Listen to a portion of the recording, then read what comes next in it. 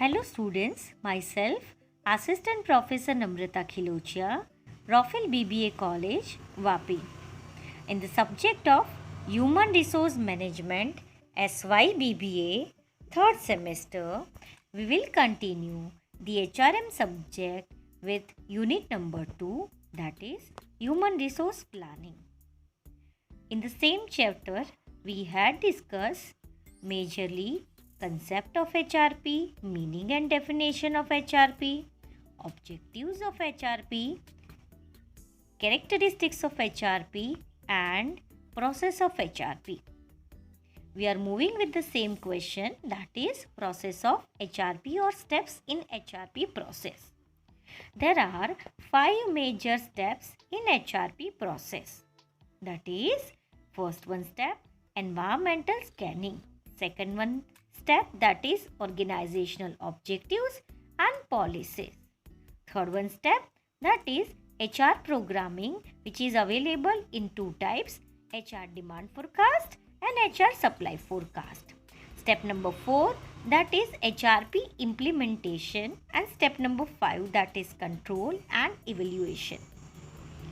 Apart from these 5 steps, we had already discussed step number 1 and step number 2. Moving with the step number 3, that is HR demand forecasting. What is the meaning of demand forecasting? It means the process of estimating the future quantity and quality of people requirement. That means पूरे company में future में हर एक department में कितने लोग चाहिए and उनकी characteristics क्या होने चाहिए. Both probability will be estimated over here, that is quantity and quality. This can be done via 6 major methods. Apart from these 6 methods, we had already discussed managerial judgment. So let me give you overview regarding managerial judgment method again.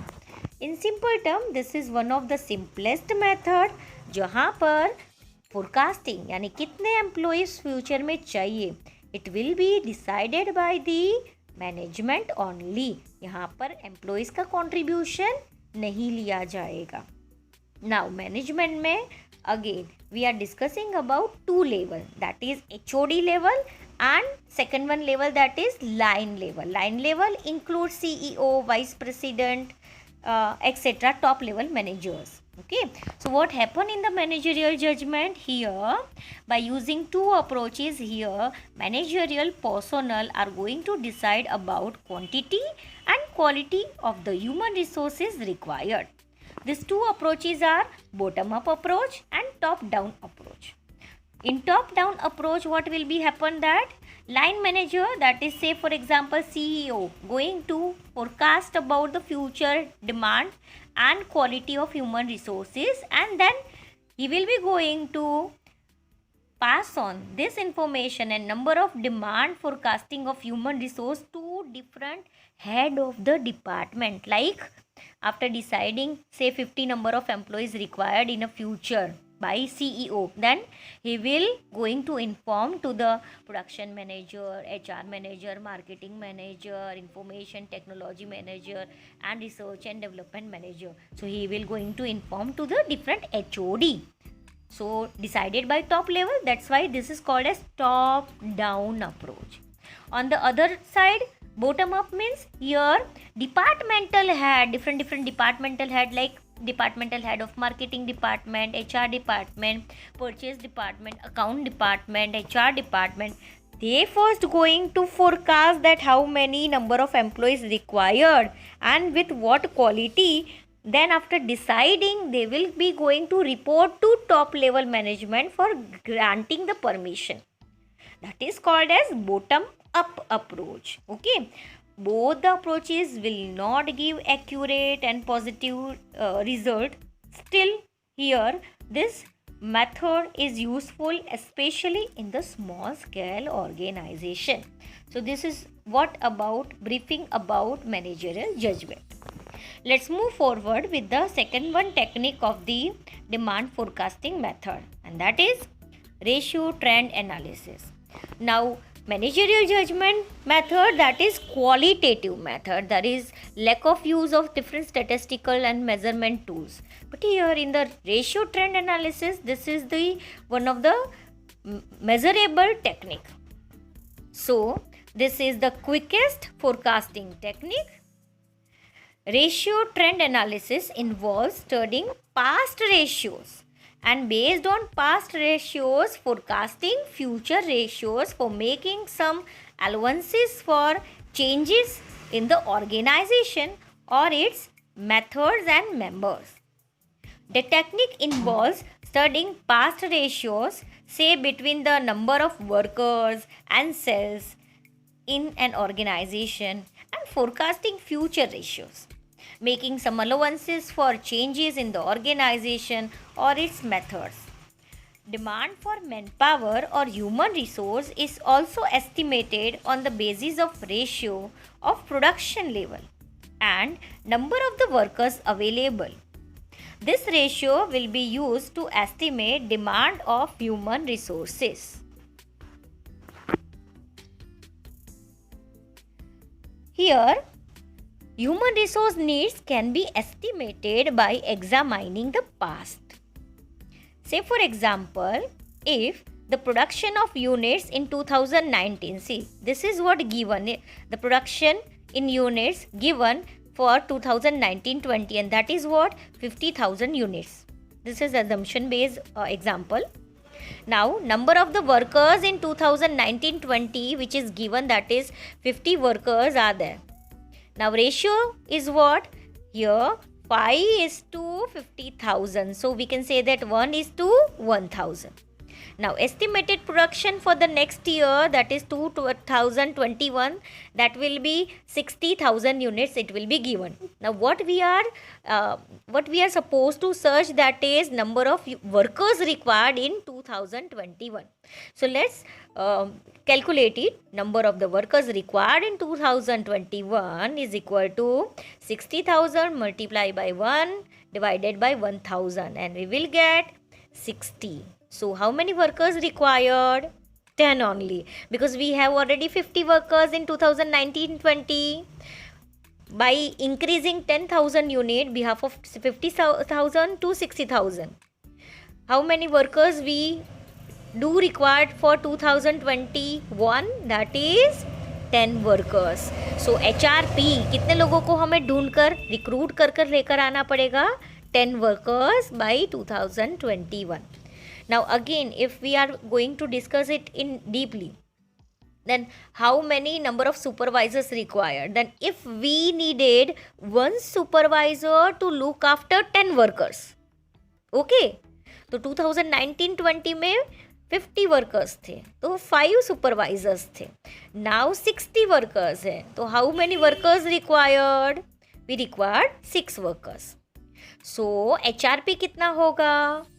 That is 10 plus 1 supervisor. 10 workers plus 1 supervisor. तो कितने लोगों का recruitment करना पड़ेगा bye 2021? 11 candidate का, जहाँ पर 10 workers रहेंगे and 1 supervisor. Okay, so this is called as ratio trend analysis method. Let's move forward with the third one method, that is regression analysis. This is similar to the ratio trend analysis in that forecast or prediction is based on the relationship between sales volume and employee size. So here it is depend on the sales of output. However, regression analysis is more statistically sophisticated method than the ratio method. A firm first draw a diagram depicting or dramatically shows the relationship between sales and workforce size. Workforce means total number of employees. It then calculates a regression line, a line that cuts right through the center of the points on the diagram. By observing the regression line, one can find out number of employees required at each volume of sales. Based on that, the demand forecasting of employees will take place. Continue with the Fourth one, demand forecasting technique, that is work study technique. The name itself suggests that here the demand forecasting is based on how much work will be required in organization. Work study method can be useful in the following situation. So there are three situations. First one, when it is possible to measure the work. Second, when it is possible to set the standards. And third one, where job methods do not change frequently. Like if diamond polishing company is there, the daily routine work is diamond polishing. So there is no change in frequent work process. So this method is useful. When it is possible to measure the work means what? Certain jobs are based on mental work, like teaching job. In that case, work study method will be not useful, and even in other profession like doctors and nurses, right? And when it is possible to set the standards, here we can measure the standard. So these are three situations. Only in that case we can apply this method. In work study method, the length of the operation and the amount of labor required are to be measured. So let's go through the examples to understand this method. Work study method can be well explained with the help of following example. Here what is given, that is planned output for the next year, that is given 30,000 units. Planned hours for the next year, that is again standard hours per unit given, that is 4. Planned hours for the year, that is given.